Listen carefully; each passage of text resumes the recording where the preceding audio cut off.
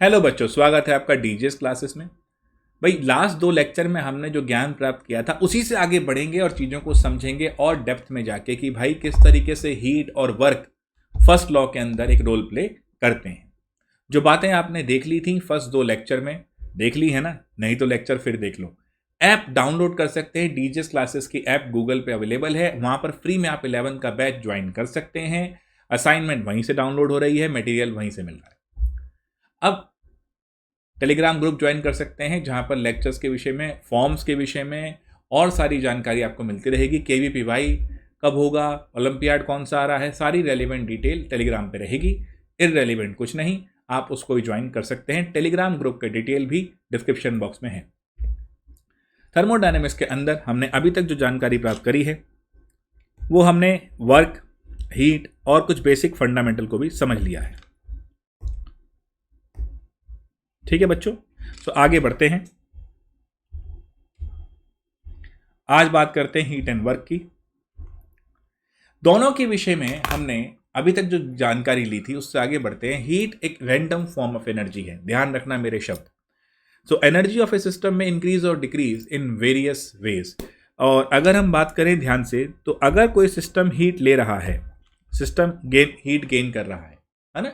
Heat gain कर रहा है तो एनर्जी मिल रही है, और वर्क कर रहा है तो एनर्जी लूज कर रहा है। ये साइन कन्वेंशन में भी मैंने बताया था, फिर उसको कंफर्म कर रहा हूं आज, ध्यान से रखना। So heat and work are the two common ways जिसके थ्रू सिस्टम एनर्जी गेन करता है या लूज करता है।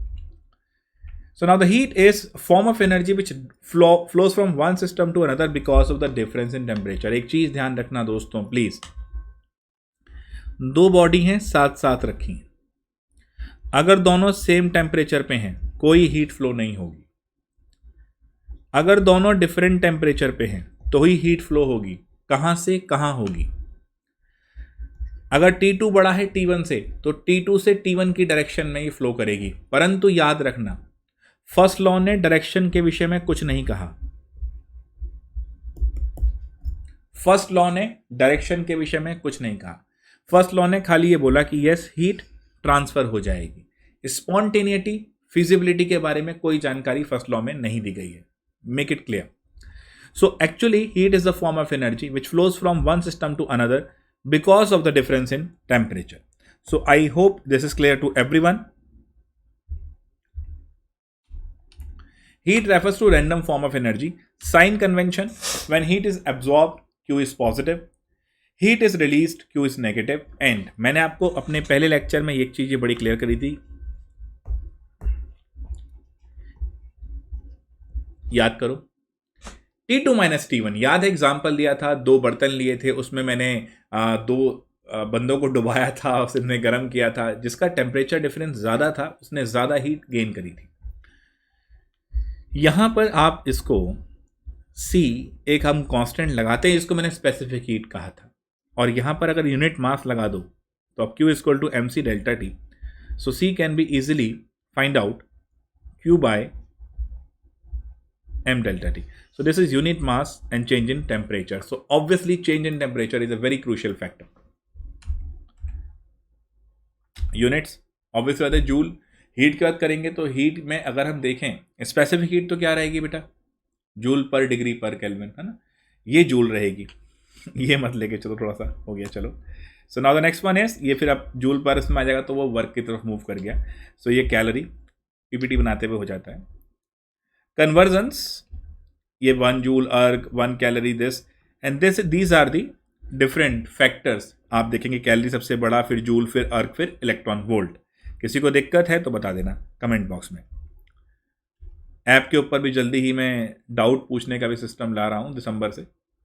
सो work is a form of energy transfer from the system to surrounding और from the surrounding to the system. It depends कि अगर expand कर रही है बॉडी तो सिस्टम सराउंडिंग के अगेंस्ट अपने आप को एक्सपेंड कर रहा है, और अगर सराउंडिंग कंप्रेस करना चाह रहा है तो ये वर्क क्या है? आप एक चीज अभी समझना बच्चों, इस वाली लाइन को ध्यान से देखो। Heat refers to random, work is basically is an organised form, क्योंकि एक खास डायरेक्शन में फोर्स लगा रहा हूं, एनर्जी एक खास डायरेक्शन में लगा रहा हूं, तभी वर्क हो रहा है। इस चीज को जरूर नोट कर लो। टाइप्स ऑफ वर्क मैकेनिकल, अरे वो कारों में इंजन होते हैं, पेट्रोल से कंबस्चन करते हो, डीजल से कंबस्चन करते हो, बुरा हाल करते हो सिटीज़ का। तो वो जो हम एक देख रहे हैं, वो जो मैकेनिकल रिएक्शन हम एक देखें, एक मैकेनिकल क्यों बोला, वो इंजन मूव कर रहा है, तो that work is mechanical work, क्योंकि उससे कुछ मशीनरी मूव कर रही है। इलेक्ट्रिकल रेडॉक्स रिएक्शंस के अंदर जितने आप देखेंगे, अरे लेट से किसी मोर एक्टिव मेटल ने लेस एक्टिव मेटल को उसके सॉल्यूशन से डिस्प्लेस कर दिया, जो एनर्जी निकली that is electrical. Gravitational work definitely आप जानते ही हो, मूव कर रहे हो against the gravity, yes. Sign convention, तो ये आपको मैंने पहले लेक्चर्स में भी बताया है, work is done by the system is taken as negative, done on the system is taken as positive. Okay, but remember physics में थोड़ा सा चेंज उल्टा कर देते हो, बिकॉज ऑफ दी हम जो नजरिया है फिजिक्स में, एक तरह से आप डायमेंशंस देख रहे हो, तो बॉडी जब एक्सपेंड करती है तो डायमेंशंस बढ़ रही हैं, तो वहां पर work done by the system is taken as positive. यहां पर जब सिस्टम वर्क कर रहा है तो एनर्जी लूज कर रहा है, तो नेगेटिव है। तो उल्टा हम कह रहे थे, उल्टा नहीं है, नजरिए का फर्क है भाई। यूनिट्स यहां पर ये सही चीज आ गई है सारा, है ना। तो ये आपका वही सारी चीजें, और ये लास्ट के 2 फैक्टर मैंने न्यूमेरिकल्स में भी आपने देखा होगा। अभी भी कह रहा हूं, ऐप डाउनलोड नहीं करी, कर लो। 11 का कोर्स हो गया, संघर्ष हो गया, जो कि ड्रॉपर्स बैच है। ड्रॉपर्स बैच में वैसे भी 1 दिसंबर से लाइव क्लासेस आ रही हैं नाइट में, और वो जेई मेंस के लिए बहुत बढ़िया रहेगा मैटर, है ना। So now when heat is absorbed, its sign convention is बहुत ईजी है भाई, एब्जॉर्ब हुआ है positive. Identify the correct order, अब ये बताने वाला रहेगा क्या, कैलोरी, जूल, अर्ग, वर्ग, ये बना D. Internal energy is a state function. बच्चों याद है हमने बात की थी, जो भी चीज सिर्फ इनिशियल और फाइनल पोजीशन पे डिपेंड करती है उसे हम स्टेट फंक्शन कहते हैं, पाथ पे नहीं करती। यानी del U final minus initial state पे डिपेंड करेगा। अच्छा, डेल एच हो गया, डेल जी हो गया, डेल एस हो गया, ये 3 चीजें अभी इस चैप्टर में आएंगी, बट जिसके सामने भी डेल लग गया मतलब उसको आप ये कह दो कि हाँ भैया वो स्टेट फंक्शन हो गया, इनिशियल और फाइनल पोजीशन पर ही डिपेंड करेगा। पाथ कैसा फ्लो किया है, कहां से आया है, उस पर नहीं करेगा।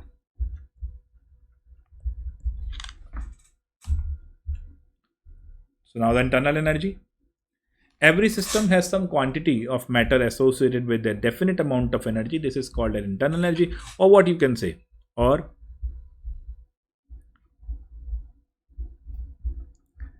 sum of all the energies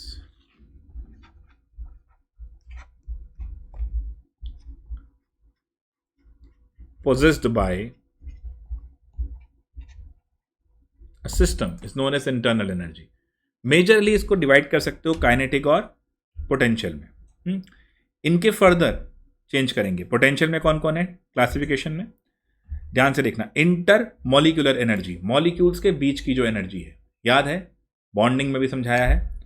intra molecular, molecule के अंदर, और न्यूक्लियर और binding energy, fine. Kinetic, vibrational, anything which is related to motion will be kinetic. तो वाइब्रेशन एक मोशन है, रोटेशनल एक मोशन है, ट्रांसलेशनल मोशन है, और इलेक्ट्रॉनिकल एनर्जी इलेक्ट्रॉन्स का मोशन है। तो ये 4 हमारे टाइप हैं, ध्यान रखना, आएगा ये क्वेश्चंस में। जनरली ये बच्चे मिस कर जाते हैं। Characteristics of internal energy, extensive property. Extensive कौन, जो अमाउंट पे डिपेंड करती है। इंटेंसिव कौन, जो अमाउंट इंडिपेंडेंट है। देखो शब्दों पे ध्यान दिया करो बच्चों, सिर्फ याद करने का ही तरीका नहीं है हर चीज। याद कर लेंगे, आइए सिखा दूं मैं कैसे हिला रहे, यार क्या मजाक है। Try to understand. X X माने बाहर, इन माने अंदर। बाहर के दिखावा, दिखावा मतलब अमाउंट और इकट्ठा कर लो। तो एक्सटेंसिव इज समथिंग जो कि अमाउंट पे डिपेंड करती है। इंटेंसिव इंटरनल, क्वालिटी यानी amount independent. State function, yes, because initial final. The property of the system whose value depend on initial final state function. Okay, it is not dependent on path followed, no change in the internal energy in a cyclic process. Why? घूम के वहीं आ गया ना यार, है ना, जिस point से चला वही ढाक के 3 पाथ। तो स्टेट चेंज हुई नहीं, तो फिर system undergoing series of process, once again it's cyclic. ठीक है, मैं शायद अड़ जाऊंगा तो दिखेगा नहीं पूरा PPT. Internal energy of an ideal gas is a functional of temperature only. Ideal gas का अगर किसी को डाउट है तो काइनेटिक थ्योरी ऑफ गैसेस वाला वीडियो देख लो, ये पॉइंट बहुत अच्छे से क्लियर हो जाएगा। यूनिट क्या है बेटा? एनर्जी है तो जूल ही होनी है। Change in internal energy by doing work, take a system containing some quantity of water. अब मैं आपको समझा रहा हूं, देखो दो अलग अलग तरीके से करूंगा, वर्क करूंगा। एक में मैं मैकेनिकल वर्क कर लेता हूं, एक में इलेक्ट्रिकल कर लेता हूं, बट दोनों में क्या चेंज आता है देखो। Let us bring the change in the internal energy of the system by doing some work on it. Let us call the initial state. अब मैं आपको पहले थ्योरेटिकली बता चुका हूं, अब उसको एक्सपेरिमेंटली बता रहा हूं। Initial temperature TA, initial internal energy state UA। We can change the state of the system in two different ways. One way, देखो जरा, mechanical work of 1 kilojoule is done by rotating a small pedal. पानी लिया, small pedal से दही below दिया, तो वही ये पैडल, अरे देखा नहीं है आपने दही बिलोते हुए, लस्सी बनाते हुए, पैडल सा होता है वो, उसके नीचे वैसे ही यहाँ क्या मैकेनिकल वर्क किया, चर्निंग किया वाटर को। चर्निंग करने से अब सिस्टम ने थोड़ी सी एनर्जी ले ली है क्योंकि work is done on the system. तो अब फाइनल टेम्परेचर TB और इंटरनल एनर्जी UB। TB बड़ा है TA से, तो चेंज इन टेम्परेचर ये हुआ है, तो चेंज इन इंटरनल एनर्जी। ध्यान रखना, del U C delta T, del U C delta T, delta T हुआ है तो ये भी बढ़ गई है ना। अगला लेते हैं, अब ये क्या कर रहा हूँ, इलेक्ट्रिकल वर्क कर दिया, रॉड ले ली पानी की, पानी को मैकेनिकल गर्म कर लिया मैकेनिकली, और हमने गर्म कर लिया इलेक्ट्रिकल वर्क के फॉर्म में। सो अब भी क्या है, टेम्परेचर उतना ही, उस हिसाब से चेंज करा हमने, क्योंकि मैंने इक्वल अमाउंट ऑफ वर्क किया है ना, दो अलग अलग तरीके से करा है बट इक्वल। सो फाइनली ये भी वही है। So conclusion, the change in the internal energy same in the above experiment. Internal energy is state function. Clear है बेटा, क्योंकि दोनों में ही टेम्परेचर भी चेंज ही जा रहा है। Internal energy does not include vibrational, rotational energy arising by gravitational pull, arising by gravitational pull. Remember work की तरफ आ गया। Types of potential energy as intermolecular, intra, binding, all of these. Expression for isothermal work done, ये हम next lecture में ले लेंगे। Isothermal reversible, isothermal हम देखेंगे इरिवर्सिबल, किसमें वर्क डन ज़्यादा होता है, इन आर नेक्स्ट लेक्चर। तब तक के लिए वेट कीजिए, चैनल सब्सक्राइब कीजिए, ऐप डाउनलोड कीजिए ताकि आज वाले की असाइनमेंट आपको मिल जाए। थोड़ा बच्चों शेयर वगैरह कर दो। आप देख रहे हैं चैनल पे सब्सक्राइबर भी कम है ना, और आप देख रहे हैं कि व्यूज़ भी कम आते हैं हमारे चैनल पे। तो देखो बच्चों, थोड़ा अगर आप हेल्प करेंगे, मुझे भी लगेगा कि बच्चों को पसंद आ रहा है। यूट्यूब भी लाइक शेयर होते हैं तो उसको प्रमोट करता है ना।